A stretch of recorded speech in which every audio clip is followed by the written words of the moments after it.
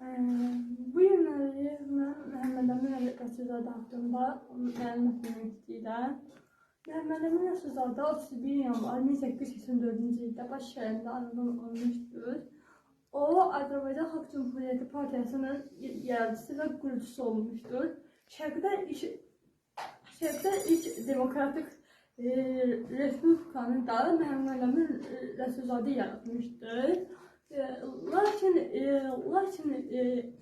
SSR bunu 11 Respublika adı altında birləşdirməyə çalışmışdır, amma buna nail ola bilməmişdir.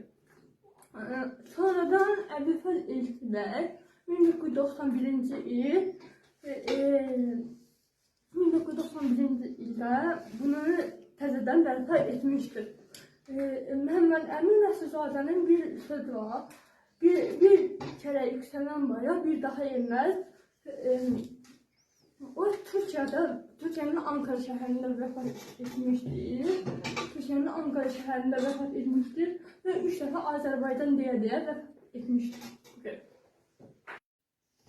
Salam, mən Həsənzadə Xədicə. Bugün sizə ümumli lider Heydər Əliyev haqqında kiçik bir məlumat verəcəm. Heydər Əliyev Əlirza oğlu 10 may 1923-cü ildə Naxçıvan Muxtar Respublikasında anadan olmuşdur. Azərbaycanın siyasi və dövlət xadimi, Azərbaycan Komitəsinin partiyasının məclis komitəsinin birinci katibi, Azərbaycan Respublikasının 3-cü prezidenti olmuşdur.